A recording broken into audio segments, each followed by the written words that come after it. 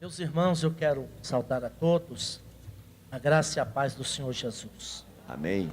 De pé, como nos encontramos, quero que você abra comigo meu texto esta manhã também em Filipenses, capítulo 1, versículo de 20 a seguir.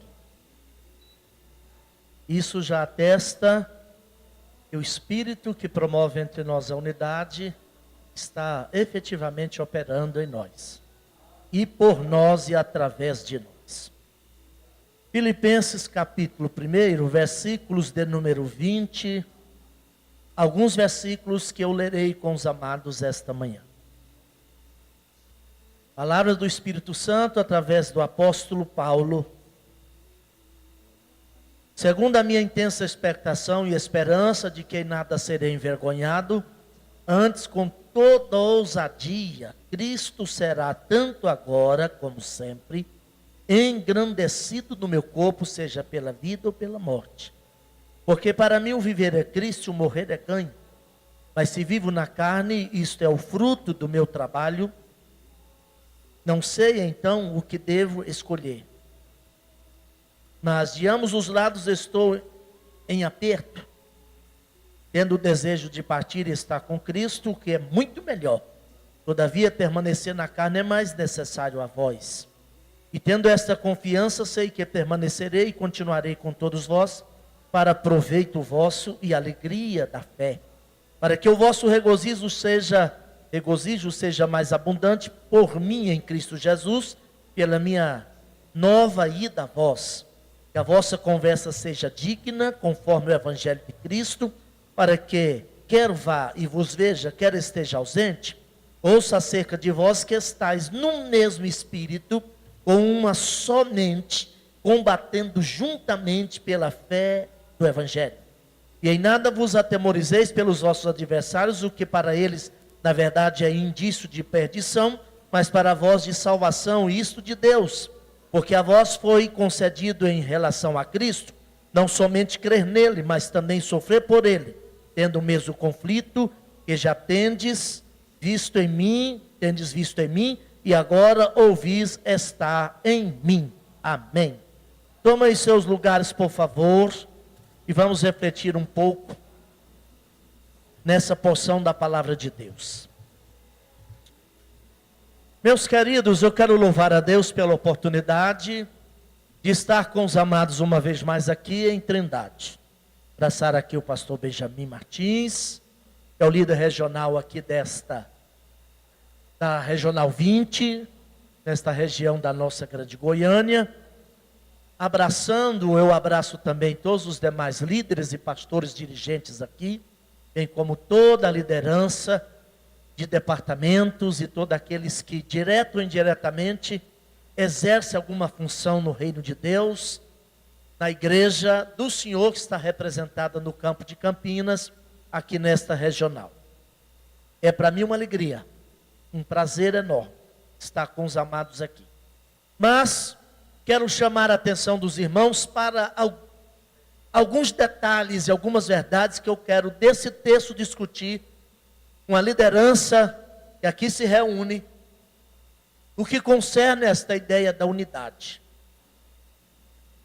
Pastor Benjamin me informou previamente de que o tema que seria desdobrado, pensado, discutido, refletido neste encontro de líderes aqui da Regional 20 seria o imperativo da unidade. E a gente sabe que à luz das Escrituras a unidade não é para a igreja uma opção. Não é uma alternativa possível. Não é uma busca apenas fundada no nosso desejo pessoal. Para a igreja do Senhor, em função de sua natureza, seu propósito e seu objetivo final, unidade é um mandamento. É uma ordem. Pois que sem essa unidade, a igreja nem mesmo pode ser efetivamente, igreja, da perspectiva ou da descrição que as Escrituras faz dela, é da essência da igreja, é da natureza da igreja, a unidade. Jesus chegou a orar por essa unidade na mais longa oração proferida por Jesus e que ficou registrada e chegou à nossa mão pela lavra dos evangelistas, que é o Evangelho de João, capítulo 17. Jesus ora pela igreja como o sumo sacerdote dela. E o teor, a razão, o motivo daquela oração é exatamente a unidade. Jesus chega na sua expressão, no seu clamor ao Pai, em favor da igreja de seus dias e de todos os tempos, alcançando até mesmo a igreja que está aqui, representada nesta manhã, neste santuário, neste tabernáculo, a ligar, a circunscrever a capacidade do mundo perceber quem de fato é Jesus como enviado da parte do Pai, a unidade que a igreja viveria. E chega a dizer lá, olha, para que eles sejam um, como eu e tu somos um, para que o mundo creia que tu me enviaste. Mas também, as epístolas de Paulo, escritas sob a inspiração do Espírito de Deus, claro e objetivamente coloca essas verdades com relação à unidade da igreja. A unidade, como eu já disse, não é uma opção para a igreja. É da sua natureza e da sua essência, porque é a igreja e enquanto igreja. Agora, essa unidade tem alguns pressupostos. E nós já ouvimos aqui nesta manhã, e eu fui já edificado. Mas também essa unidade tem uma dinâmica, um procedimento, uma maneira adequada à luz da Bíblia, como ela processa e pode e deve ser construída em nós, por nós e através de nós, como povo de Deus. E há uma verdade nas Escrituras, e Paulo fala muito disto, nas suas cartas, quando ele explora a verdade da igreja como o corpo. O corpo é um e uno, porque uma coisa é ser um, outra coisa é ser uno. O corpo de Cristo é um e uno. Contudo, constituído de múltiplos membros.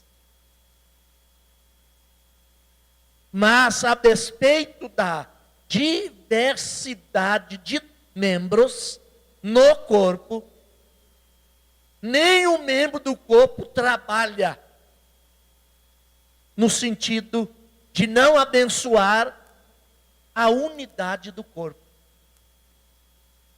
E há uma maravilha das maravilhas, quando a gente vai estudando, até John Stott escreveu naquele livrinho dele, A Unidade da Igreja. E a gente lê a carta aos Efésios, o Romanos capítulo 12, 1 Coríntios 12 e tantos outros textos. E a gente observa que a igreja do Senhor Jesus, exatamente em função de sua natureza, ela é o único órgão e organismo vivo, e eu diria até a única agência existente na terra, que pode viver a diversidade de ministérios, dons e serviços nela, sem prejuízo da unidade, e valorizar a unidade sem anular a diversidade. Isso é fantástico. Eu penso que para nós, leitores do Novo Testamento, e já temos todo um arcabouço, toda uma dinâmica, toda uma uma construção e uma dinâmica diferenciada do agir do Espírito Santo em nós, precisamos entender que um dos símbolos do Espírito Santo nas Escrituras é o fogo. E uma das propriedades mais eminentes do fogo é exatamente fundir elementos, amalgamar. E o Espírito Santo habita a igreja na qualidade de fogo e nos fundiu num só corpo. Bendito seja o nome do Senhor. Para que, liberando sobre a igreja o poder que só Ele pode liberar, a igreja tenha a força necessária para o seu combate, para a sua luta, a sua trajetória aqui. Mas essa força necessita, antes de tudo e sobretudo, dessa unidade, porque toda força será fraca se não for unida. Convergir todo o potencial de talentos, habilidades, dons, para um objetivo único. Visto que nós não estamos aqui lutando uns contra os outros. Alguém disse muito acertadamente que nós crentes parecemos muito com flocos de neve. Separados somos frágeis, mas juntos paramos o trânsito. Você já viu? Vai caindo os flocos de neve. Quem já teve em país assim, ou vê aí onde está, né? De repente aquilo parece tão frágil, mas vai caindo e amalgamando, se unindo. De repente, para o trânsito. Assim é a igreja. Separados somos fracos, mas unidos a gente pode fazer muito e fazer muito mais.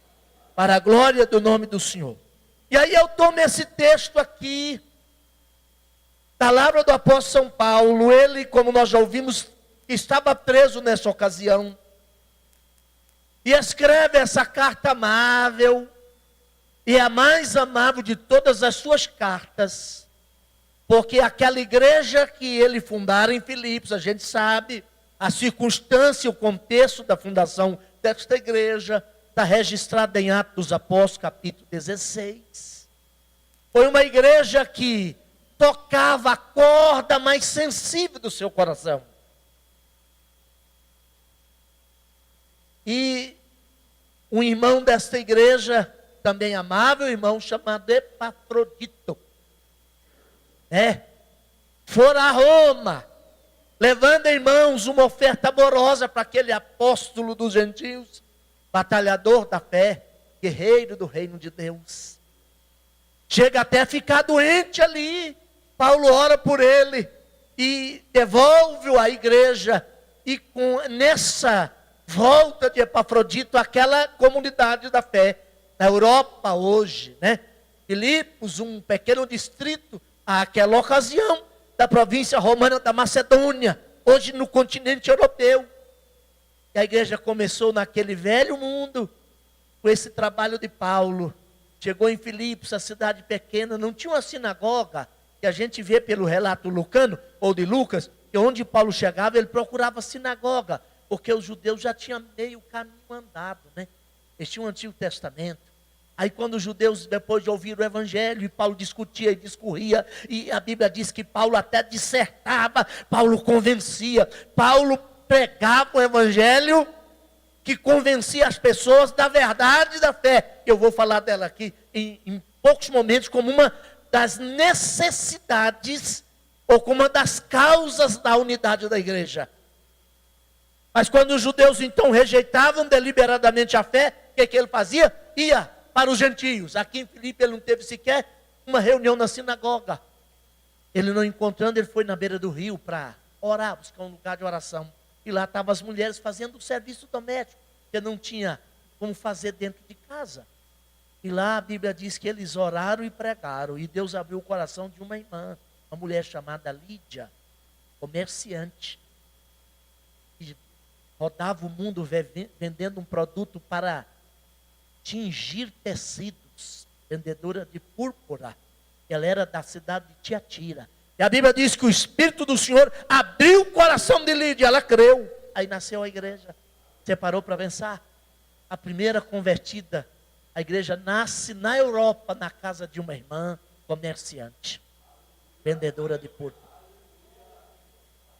Ela era uma igreja amável. E aí Paulo então escreve essa palavra àquela igreja. E eu quero tomar aqui fatores essenciais para a unidade da igreja. O tema geral é aquele, o imperativo da unidade da igreja. Tem o texto que eu estou usando aqui. Mas quais fatores então, pastor? Eu preciso perceber, discutir, entender, para que eu chegue à construção efetiva da unidade da igreja. Eu quero que você repita comigo. Primeiro, integridade. Segundo, estabilidade. Terceiro, combatividade. E quarto, unidade. Veja bem que Paulo está tratando dessas questões aqui nesse texto. A integridade diz respeito à doutrina e à prática da fé. Eu vou começar por aqui.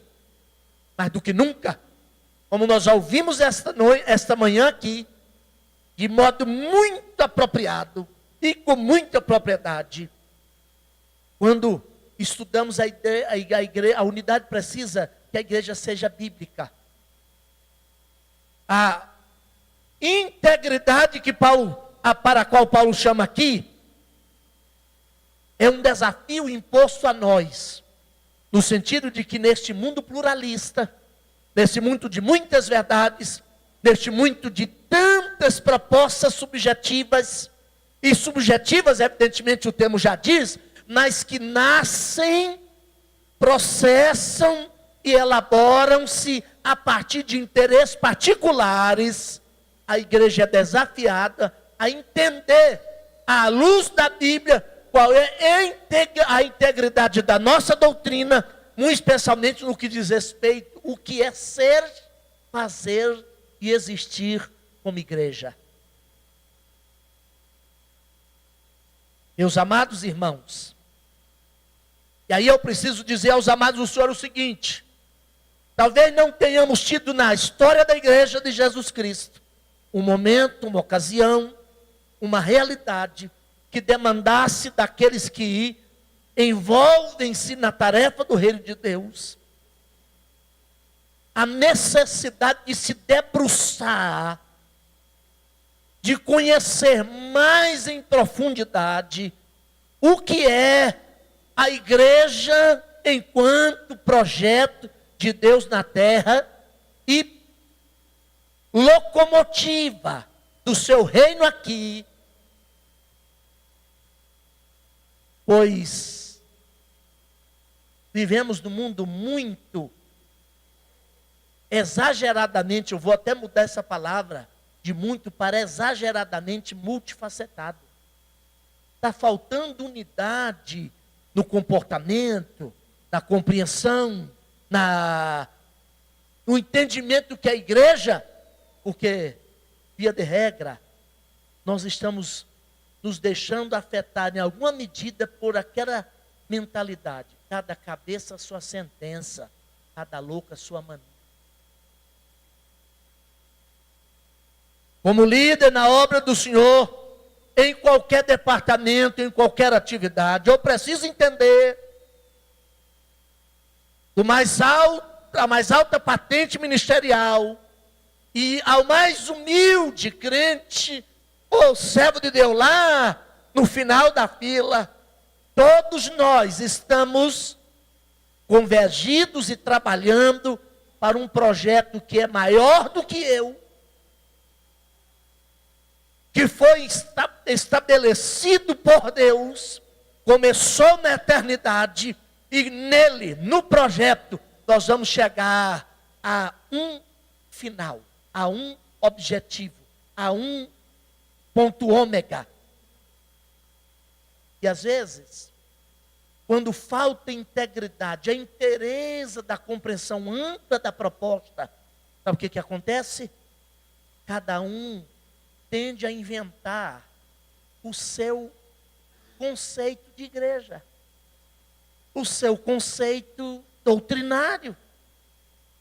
Porque cada um de nós temos nossos desejos, Cada um de nós temos as nossas perspectivas. Cada um de nós temos a nossa capacidade subjetiva de leitura. Cada um de nós temos as nossas elucubrações, ou a capacidade de perceber numa única realidade elementos e colorações diferentes. Mas essa minha percepção não pode se tornar absoluta. Eu até posso e devo, como eu disse inicialmente, entender que a igreja é um corpo uno com múltiplos dons, talentos de serviço, mas a minha particularidade ou a minha especificidade no sentido de perceber algo diferente do que você, não me autoriza a descaracterizar o projeto e nem palidecer a proposta. A proposta é única, é para mim, para você, aqui no Brasil, na América do Sul, na Europa, em qualquer canto. O projeto já está definido. É nesse sentido que Paulo está falando aqui de integridade. Nós não chegaremos à unidade se de repente nós não começarmos a pensar primeiro na necessidade de mantermos a pureza e a coerência doutrinária. Eu posso ter divergências e diferenças de compreensões pessoais, naquilo que é secundário, naquilo que não é essencial da fé, mas naquilo que for essencial à fé, obrigatoriamente eu tenho que ceder às minhas opiniões e levá-las cativas debaixo do senhorio de Jesus Cristo e da palavra. Para que eu consiga essa integridade de compreensão, de doutrina, como elemento necessário, um fator necessário à construção da unidade, eu tenho que sair como líder, mais precisamente, do terreno das opiniões subjetivas e dos achismos. A Bíblia não tem um negócio de achismo, a Bíblia é o que é. Deixa eu dizer aos amados irmãos aqui, porque nós trabalhamos a partir dela. Com ela, ensinamos a Bíblia e ensinamos da Bíblia, mas precisamos ensinar na Bíblia. Há uma grande diferença. Falar da Bíblia e falar na Bíblia.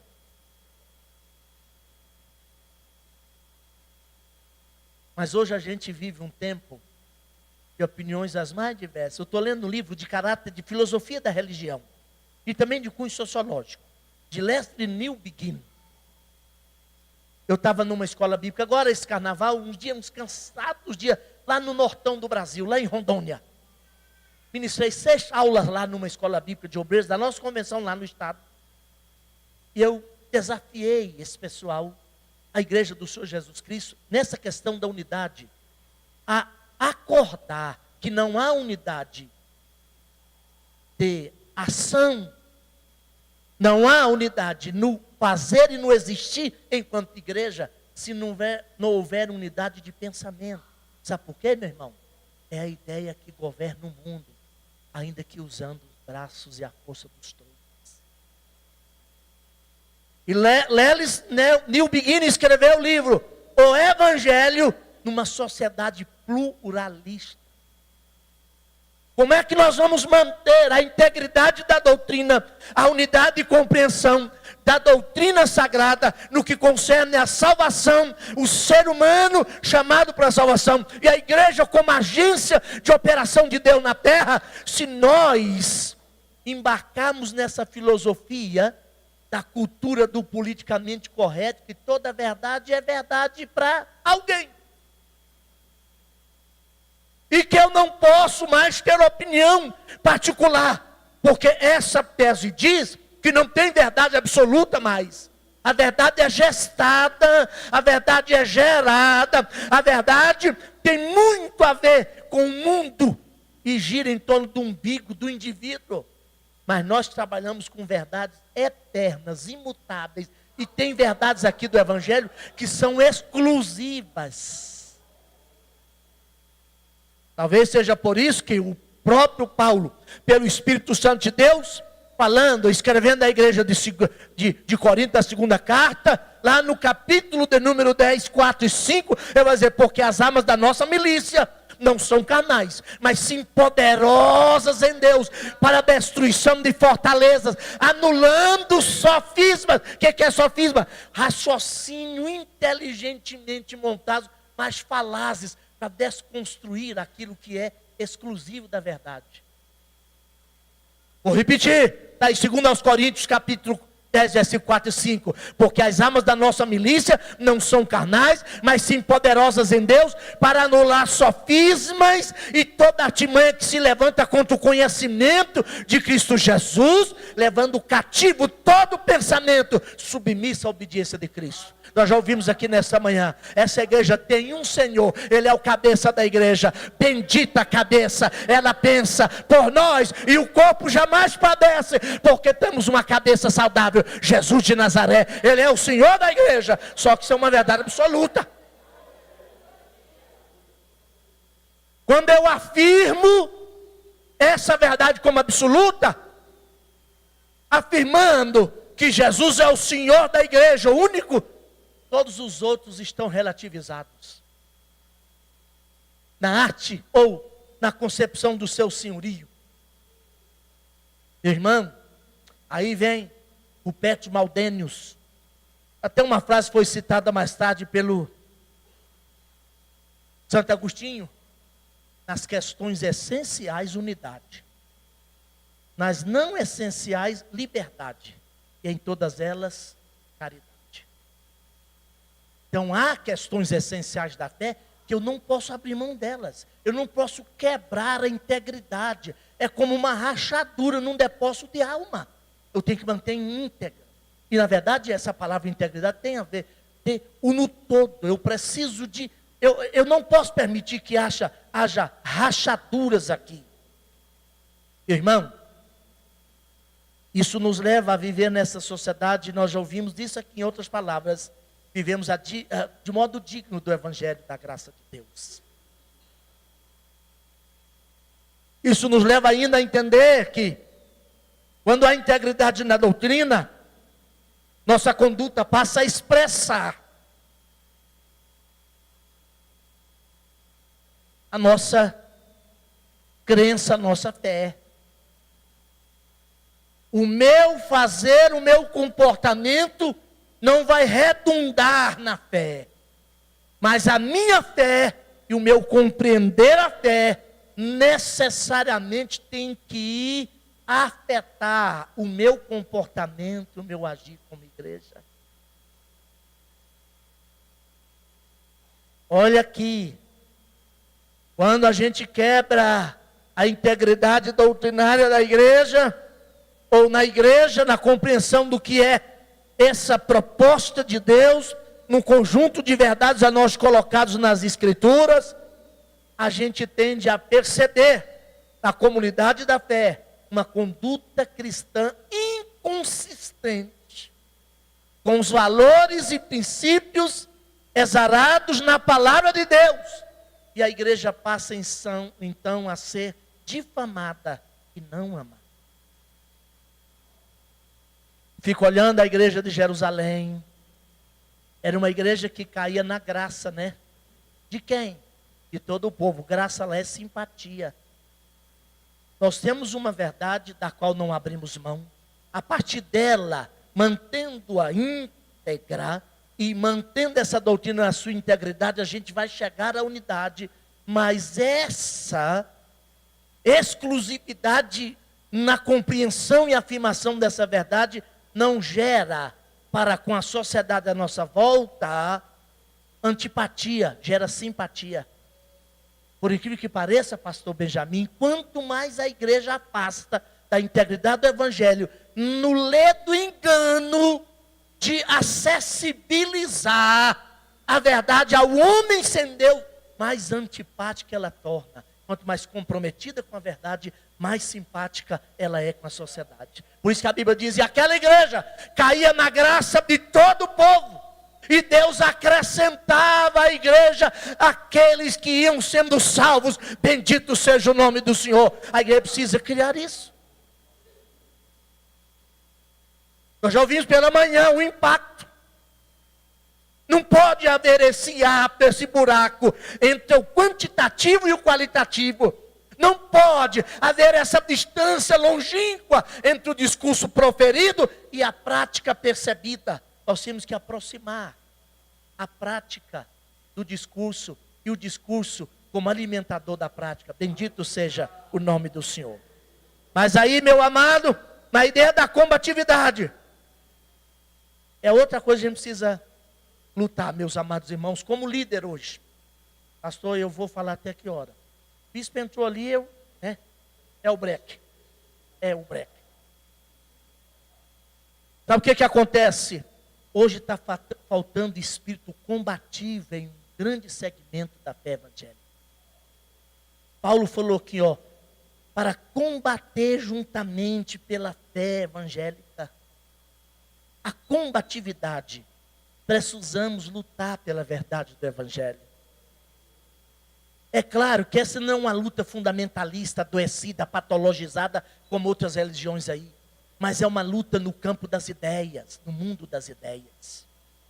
Nós abraçamos um conjunto de verdades e doutrinas que precisam ser mantidas, proclamadas, mantidas em alto e bom lugar, vividas e expressadas da minha vida. Mas eu preciso aprender a combater pelo evangelho. Eu vou dizer com muita responsabilidade aqui essa manhã, estou falando para líderes. Eu não preciso adocicar muito o discurso. A gente tem couro grosso, aguenta algumas pancadas. É que hoje a gente está vivendo a cultura da malemolência. Falta sustância, falta combatividade, falta fibra. Em nome dessa cultura do politicamente correto, não. Basta ser sincero. Toda verdade, todo caminho leva para Deus, toda verdade leva para Deus. Vai ser... Aí tem um teólogo alemão chamado Karl Rahner. Ele adulterou tanto, ele descaracterizou tanto o evangelho, que disse que a igreja não precisa estar preocupada em fazer missões e pregar o evangelho a todas as culturas, porque todas as religiões fatalmente levarão a Deus. Será? Como é que a Bíblia, o Espírito Santo vai dizer? Partindo da premissa, e tem a ver com a doutrina, partindo da premissa que todo ser humano, aliás, toda cultura é constituída por seres humanos, como eu e você. E todo ser humano, à luz do Evangelho da graça de Deus, vem com aquela condição chamada pecado, a queda. Não tem cultura sadia. Eu não posso, em nome da antropologia cultural, por exemplo, admitir que algumas tribos do Brasil ainda lá no meio da selva, no alto rio Purus, no alto rio Solimões, ainda pratiquem um infanticídio. Aí o evangelho não pode chegar lá e mudar. Porque de repente eu estou alterando uma cultura. Eu preciso alterar. Que a cultura não caiu do céu. E nem é o produto do mundo etéreo. A cultura resulta da prática da sociedade constituída por homem. E esse homem, à luz da Bíblia, é doente. Ele nasceu em pecado. E o pecado marca a sua vida. Então eu preciso do evangelho para curar. E nós estamos perdendo essa combatividade.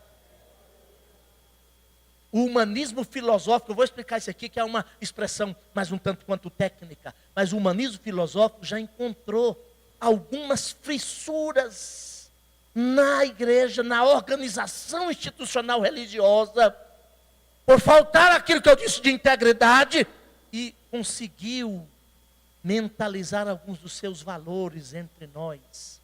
E tem muita gente, me perdoe o adjetivo, aliás, eu vou mudar para um advérbio. Advérbio. Idiotamente pensando que o homem é bom.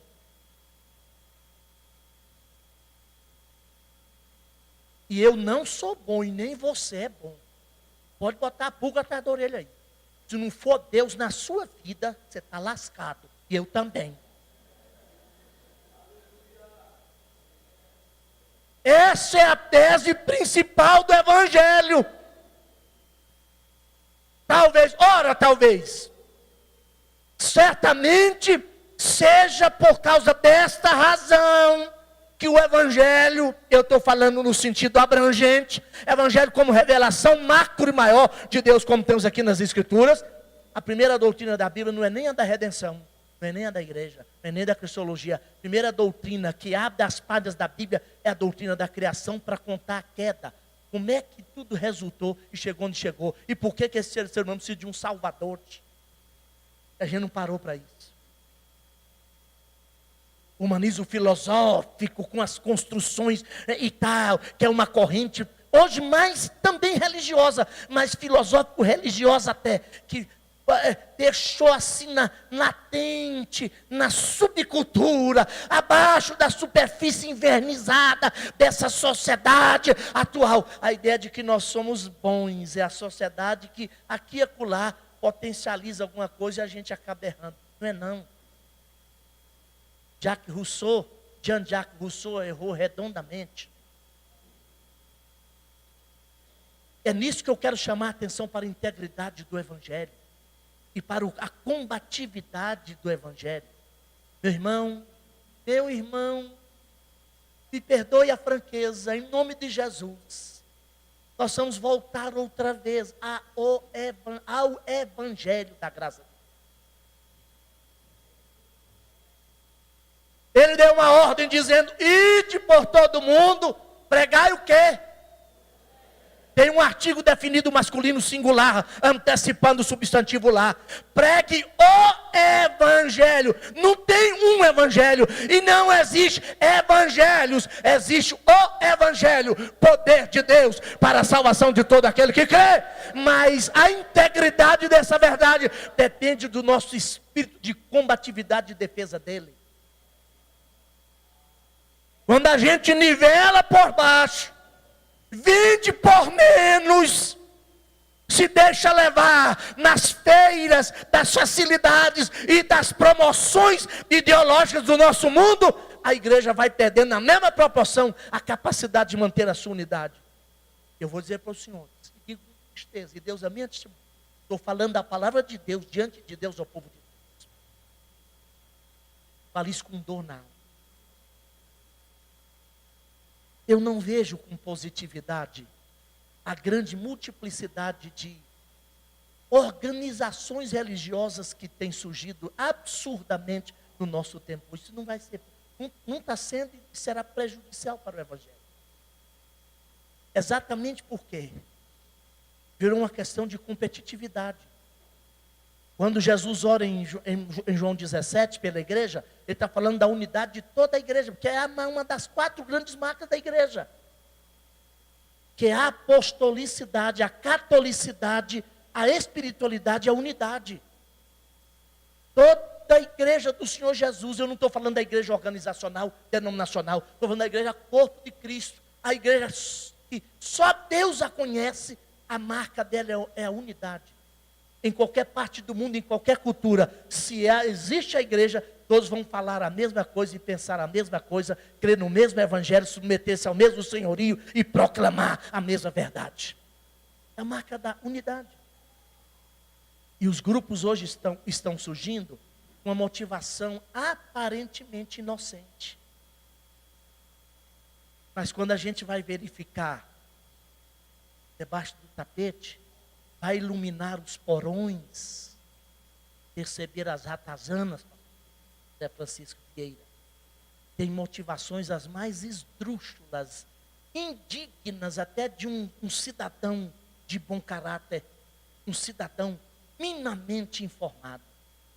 Mas essas motivações têm sido utilizadas para abrir uma portinha ali. Não, mas aqui a gente... Aqui pode. Não. A igreja não existe para ser policial do mundo. Aliás, ela não tem poder de polícia. A igreja tem o poder do Espírito Santo para chamar pessoas à verdade do Evangelho, proclamá-lo e fazer conhecido as verdades daquele que nos chamou das trevas para a sua maravilhosa luz. 1 Pedro capítulo 2, versículo 8 e 9 vai dizer isso. Amém? E aí a gente precisa, olha, nessa combatividade. Aprender. 3 coisas básicas aqui. Primeiro, permanecermos enraizados, firmados no Evangelho. Não tem unidade quando a verdade do Evangelho é sacrificado no altar das conveniências. Não tem. Alguém chegou a dizer, foi John Stott nesse livro, A Unidade da Igreja, que quando, em nome da unidade, for preciso abrir mão da verdade, a unidade está cobrando um preço muito caro. Não dura. Porque primeiro a unidade é na integridade da doutrina, da verdade do Evangelho. Nós não, é por isso que o Espírito Santo está chamando a atenção através de Paulo, da igreja em Filipos, por extensão a todos nós aqui, a que percebamos isso. Olha, irmão, a fé evangélica nos convida ao combate. Não é por acaso, nem fortuitamente, que nós lemos nessas escrituras aqui, e Paulo fez uso constante da figura do atleta e do soldado. Combate comigo como bom soldado de Jesus. E por último, nosso bispo está chegando lá, eu já paro um instante. Além da combatividade do Evangelho, o Espírito Santo de Deus está dizendo para nós aqui essa manhã, que a unidade exige de nós a estabilidade. O que tem a ver estabilidade, pastor?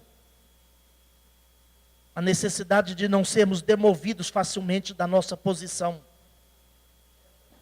Pois bem, a grande verdade aqui, no que concerne a estabilidade, era preciso alcançar pelo menos 3 áreas da nossa vida. A unidade que o Espírito quer construir na igreja, em nós e por nós, demanda que guardemos a integridade da fé, da doutrina evangélica, que tenhamos um espírito de combatividade pelo Evangelho, mas também que abraçamos uma estabilidade.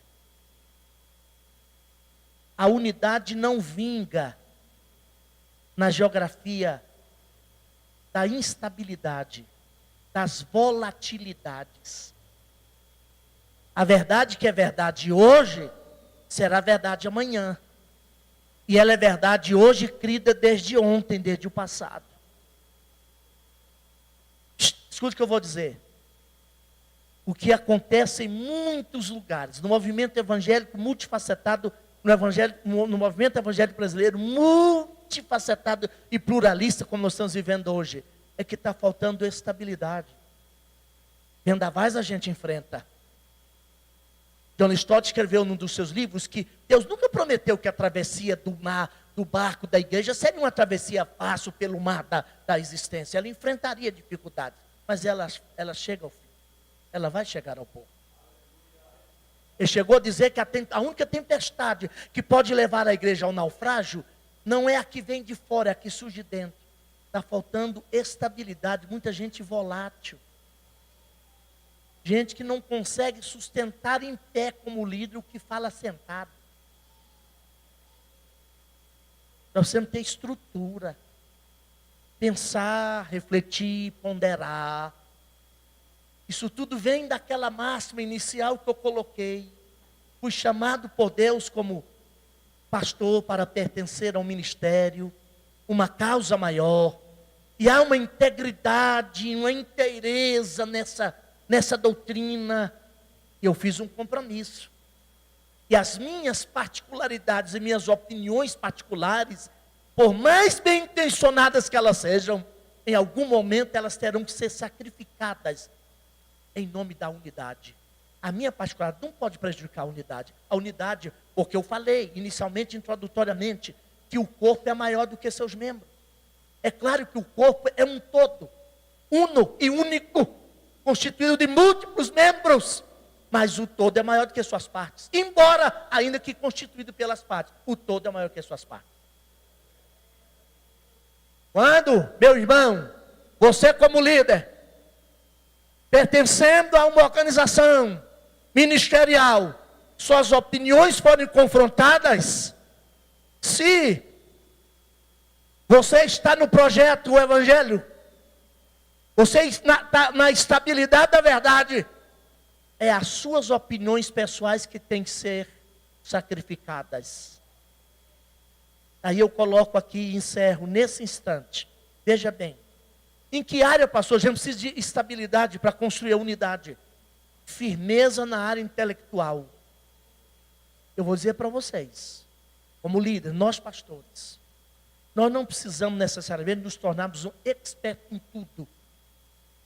Mas tendo em vista as mudanças socioculturais e a intensa escolarização que a nossa nação tem positivamente passado ultimamente, graças a Deus por isso, nós precisamos entender um pouco mais de Bíblia. E eu não estou falando das porções fragmentárias da Bíblia. Eu estou colocando que intelectualmente eu preciso tomar este evangelho para combater no mesmo nível de embate intelectual da sociedade e perceber que ela é uma cosmovisão também.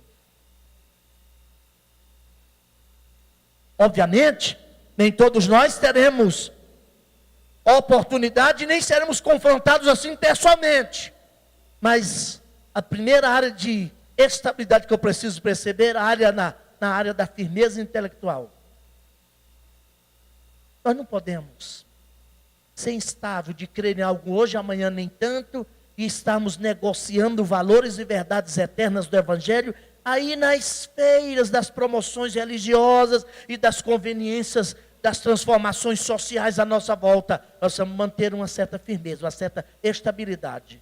A volatilidade, essa sociedade volátil, quase que a velocidade da luz, não tem gerado firmeza. E a unidade depende da firmeza. Terceira e penúltima, firmeza sobretudo na área moral, estabilidade na área moral. E aí cada um de nós, porque eu falei que a primeira doutrina das Escrituras é a doutrina do homem, eu tenho que entender qual é a minha área de atuação. Estava na escola bíblica, como eu já disse, lá em Rondônia, esse carnaval. E os pastores, líderes daquele estado, reunidos em Vilhena, cidade de Vilhena. E o clamor e o pedido, a oração dos líderes é que oremos e combatamos para que pelo menos entre os líderes maiores da igreja nós tenhamos mais estabilidade moral. Tem muita gente fragilizada moralmente por não se conhecer. Cada um tem que saber a área onde você pisa. Você pode entrar em qualquer lugar e se envolver com qualquer situação, desde que você tenha a convicção e a certeza que você vai entrar lá e sair tão puro como de lá, tão puro como entrou, e íntegro na moralidade. Por faltar integridade na doutrina, nós, de alguma forma, estamos percebendo essa instabilidade na área moral. Pessoas que precisam aprender a resistir mais às tentações. E eu já tenho dito isso aí, por esse Brasil afora e mesmo das nossas igrejas. Talvez não há algo mais prejudicial para a sociedade como um todo, e mais acentuadamente para a igreja do Senhor Jesus desses dias, do que a cultura da vitimização. Não sei, não foi comigo, não quero saber, tem raiva de quem sabe. Ninguém assume mais nada. E gente se escondendo atrás da tentação, e muito, é claro que todos nós somos tentados, e ela nunca vai, aqui na terra, ela nunca vai deixar de existir. Mas a tentação é para ser vencida. E Deus nos dá graça para isso. Eu coloquei aqui, está lá na carta de Paulo. Porque Deus é fiel e não permitirá que sejais tentados além daquilo que possais suportar. Antes, com a tentação, Ele dá o livramento. Tem muita gente cedendo por muito pouco. Sofre da síndrome de Esaú. Morre pelo estômago. está sendo sepultado no Quibrote Atavar. Vai chegar na sua casa, você vai ler Números 11. Sepulcros do desejo. Fique em pé, eu quero encerrar com a terceira colocação. Nós precisamos de maior estabilidade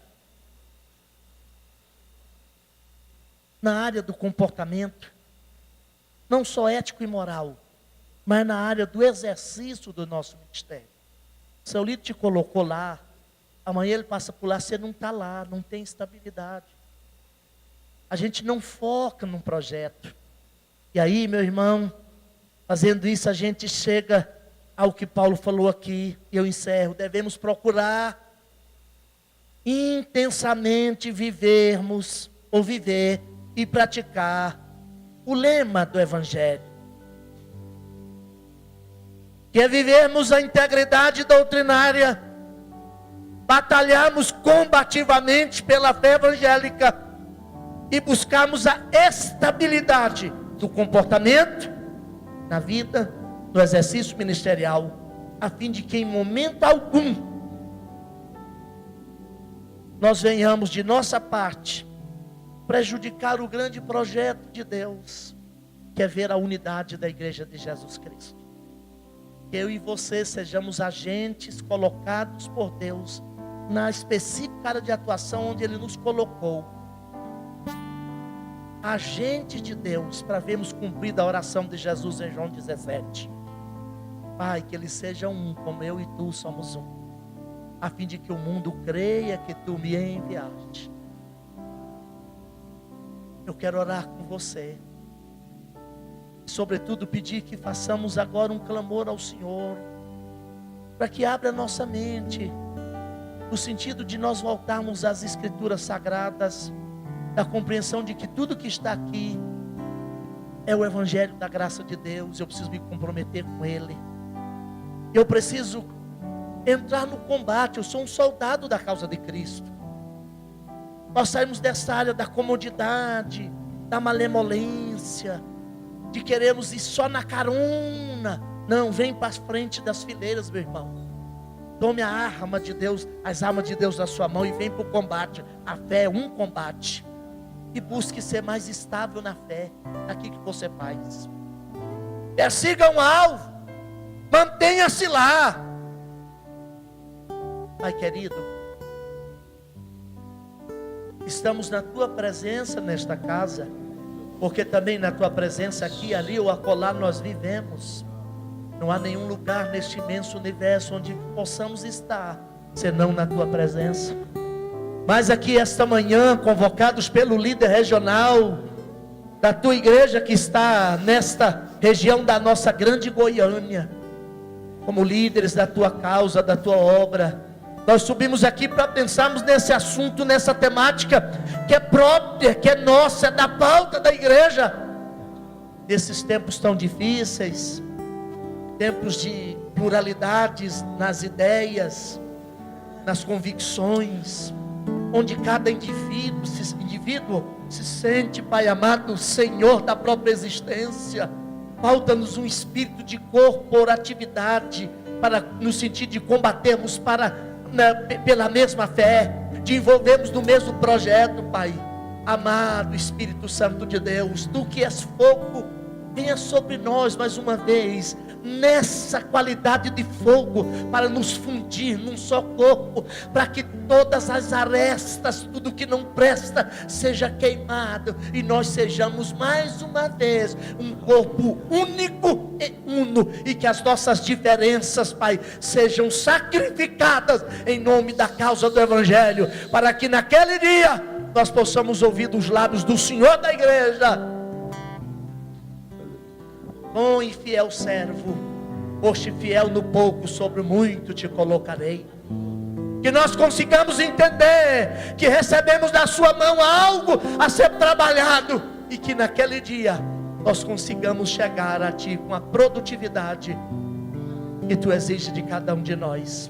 Fica conosco e nos dê graça para isso. Eu oro, Pai, em nome de Jesus. Amém. Muito obrigado, gente. Toma o seu lugar. Obrigado ao pastor Benjamin. Obrigado a todos.